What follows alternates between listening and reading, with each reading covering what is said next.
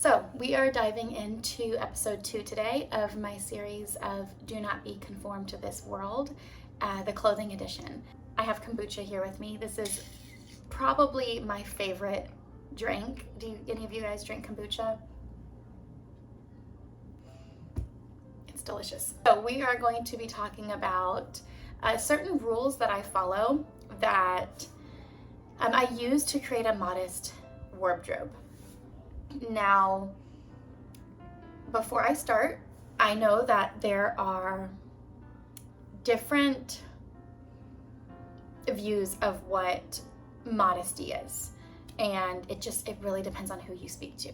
There are some people that think that you should not show your shoulders. Some people that might think that wearing a high-rise bikini bottom is modest, and then some people would say no bikini is modest. And so it just kind of depends on who you speak to. And so these types of videos, sometimes the people get slammed for doing them because they're like, no, what you're wearing isn't modest at all.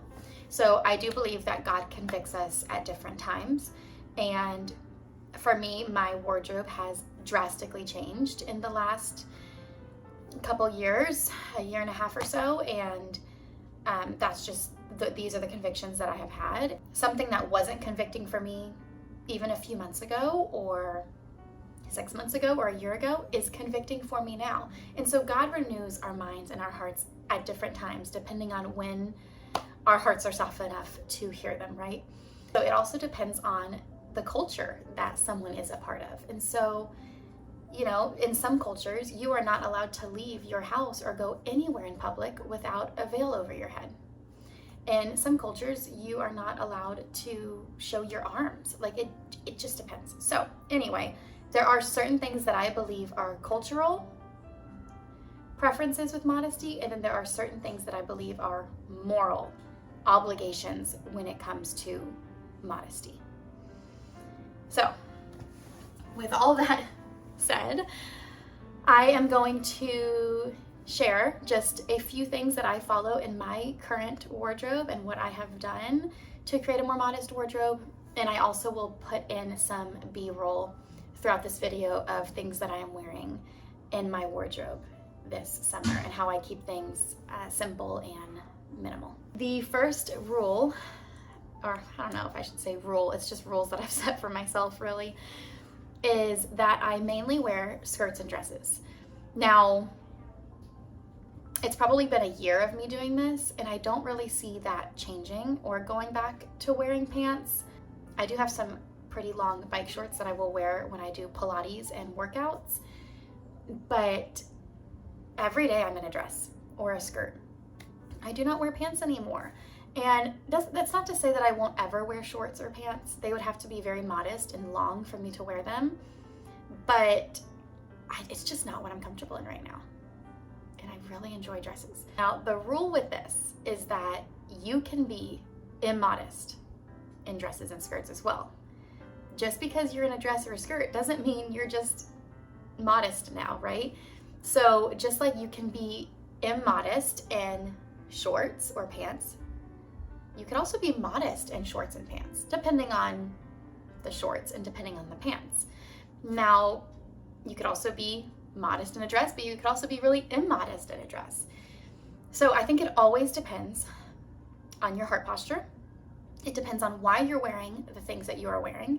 And it also depends on the type of clothing you're wearing, the type of dress you're wearing, the type of shorts you are wearing, right?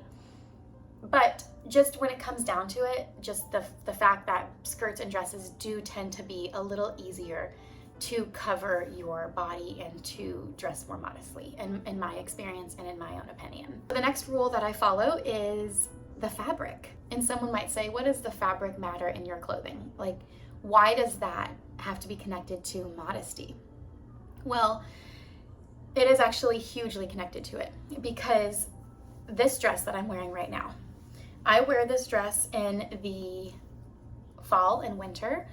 I will wear it says it feels like, I think my son looked at the weather app earlier and it says it feels like 110 outside today or something, and I'm still wearing this. And the reason I'm able to still wear this is because it is 100% cotton. I only stick to natural fibers now. I do have a few dresses that are like a rayon mix with linen or with cotton mixed into it. But for the most part, I stick to 100% linen, I stick to 100% cotton, I stick to cotton linen mixes because they are naturally more breathable. You can feel cooler in natural fibers, so much easier.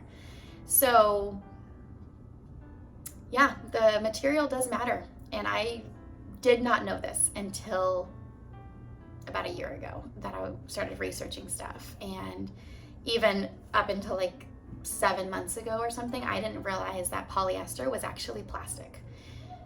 Plastic is not breathable, you know, it's not good for you. So anyway, material does matter, and it actually helps in your modesty journey as well. So the next one is layering tank tops and having just a few layering pieces that you can add in to dresses or shirts or whatever you're wearing to add more coverage. So for instance, I have, maybe I'll probably put a B-roll up here of it, but I have a dress that I've had for a while, and it has buttons going from the top all the way down to the bottom of the dress. And the V-neck is just a little low for my liking in this specific dress, and it can be a little too revealing for my comfort level. So I'll just put a tank top under it. I do like layering, and I do the same thing in the fall and winter. I have different sweaters and jackets and things like that that can go with my dresses. And so for instance, just yesterday I went to Trader Joe's and I had on, you can't really see it, but it's a blue dress right here from Kohl's that I was wearing, and I put a little white gauze, like cotton gauzy shirt on top of it, and I tied it right here. It looked super cute, and it kind of looked like I was wearing a skirt with the white shirt. But because it was cotton, I was a little warm because it was long sleeve and it was like over 100 degrees. But I wasn't as warm as I would be if I was wearing polyester. Anyway, so having just different sweaters and little tops that can just kind of change up the look of the whole outfit, and I can wear the dresses in different ways. I kind of follow that rule all year long. Before I go on to the next one, I want to say that if you watched my winter wardrobe video that I did, like I think it was January or February, you'll see a lot of the same dresses, and that's because I don't buy clothing that often. It's something that I still stand by with following a more minimalist lifestyle, is that I prefer to have less of stuff that I love than more of stuff that I don't love. So I will buy dresses here and there. Absolutely, I still do that.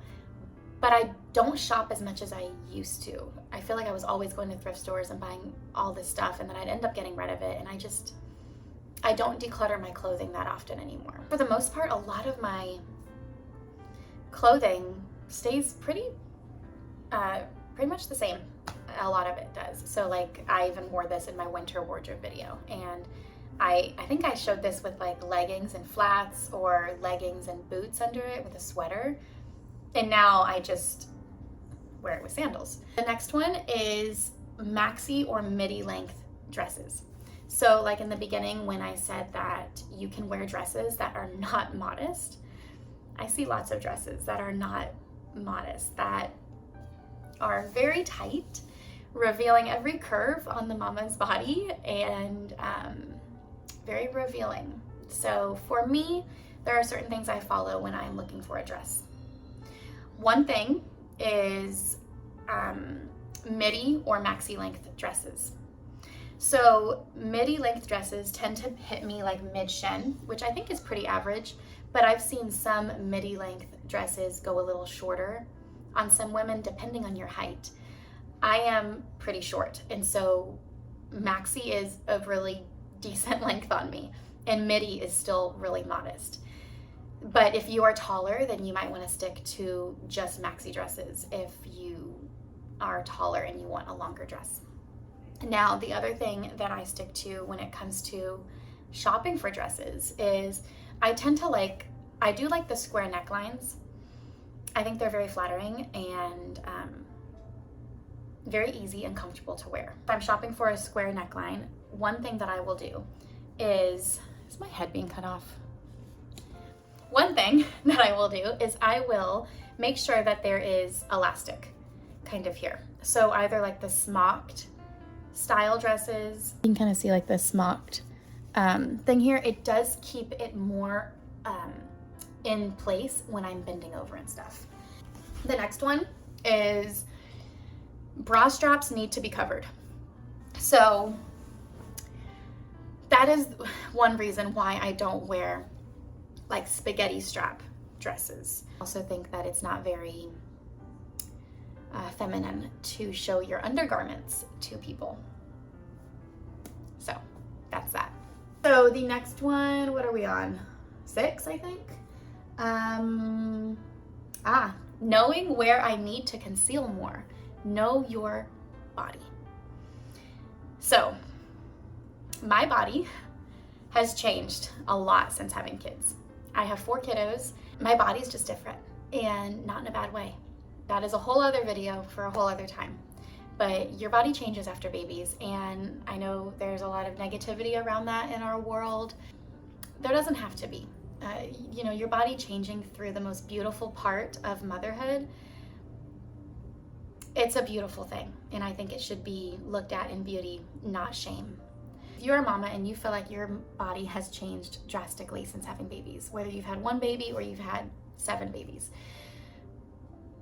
try to change your wardrobe, because this has nothing to do with modesty. I'm just gonna put this in here as a tip, because the way you dress depends on how comfortable you are. So for instance, if you have a lot of extra skin on your tummy and you're wearing really tight pants, first of all, they might not be very modest if they're really tight, but beside the modesty point, you're going to not be very comfortable and it's not gonna make you feel very good. So make your clothes work for you. Make your clothes work for the season of life that you are in, not for what the world says you should look like or the world says you should dress like. Make it work for you. Maybe you have lost the baby weight and your body is still different. Everything changes, whether you've lost weight or not in pregnancy, everything changes after babies. And so for instance, my hips are way bigger than they used to be pre-pregnancy. And that's okay, I actually really like that. And I have a lot of extra skin on my tummy. Well, my tummy has stretched 4 times, 4 beautiful times, to create this beautiful children.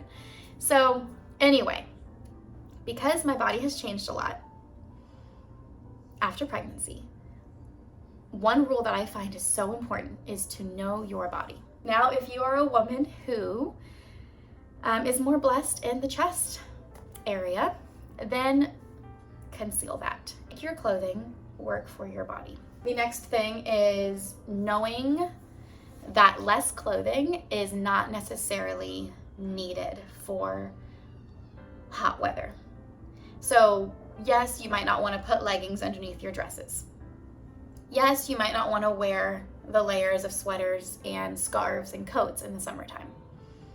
But you also don't need to be running around in a workout bra or even a bikini that looks like lingerie, right?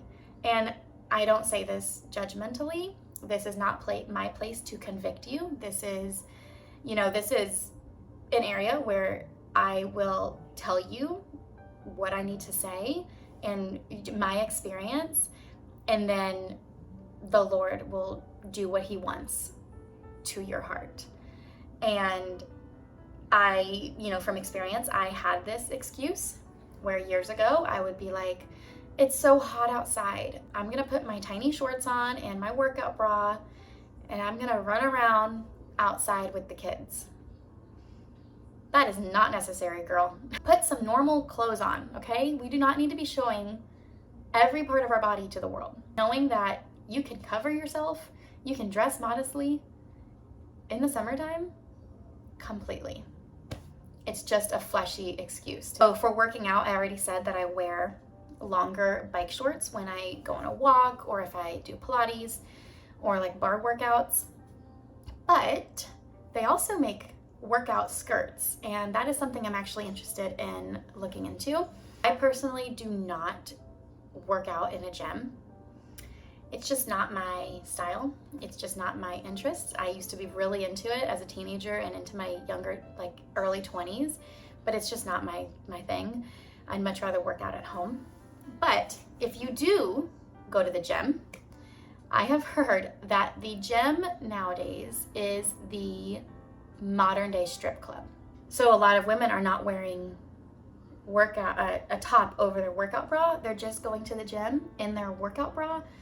Anyway, my brother said the other day that he has seen more modest bikinis than some of the sports bras that he sees at the gym. So if you're going to the gym, I'm gonna give you just a few tips that I would do if I were going to the gym. If you're going to wear workout leggings, cover your bottom with a jacket around your waist or a longer shirt or a longer tank top. That can cover the really tight, revealing thing that leggings show. Leggings can be very immodest in the bottom, but they can also be very revealing in other areas, in the front area and all that. You ladies know what I'm talking about. So wear a longer shirt over these things. Wear a longer tank top. Whatever you need to do to cover up. There's also the workout skirts that I was talking about, that you can wear little skirts to the gym with, I'm assuming there's probably bike shorts under them or something. So yeah, and then put a shirt over your workout bra.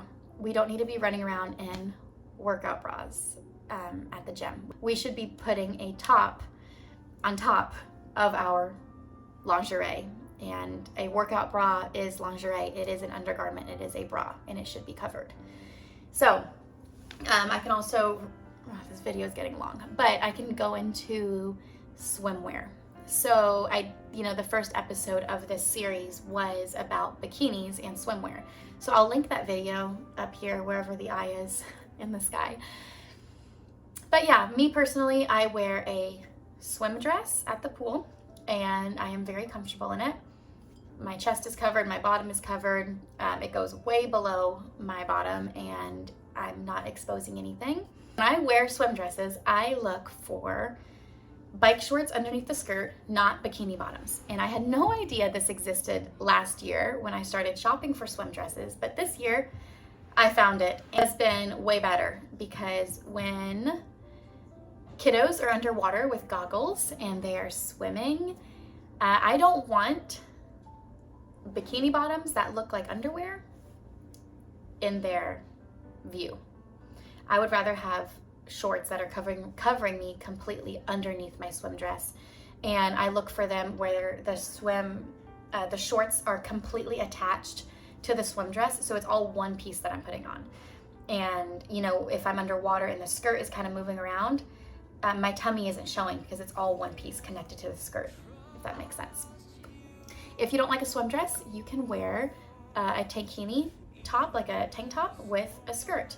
You can wear, they even make skirts with leggings underneath them if you want something that covers all of your legs. I went to the water park recently, and there were a lot of moms in swim dresses, and I even got approached by a mama asking me where I got mine. And I saw one pieces with shorts on. I think Modesty is catching on a little bit, and I think a lot of women are starting to see the beauty in modesty and where God really calls us to present ourselves. And yeah, I pray this video blesses you. If y'all have any questions, leave them down in the comments below, and I'll see you in my next video. Till next time, take care, guys. Bye.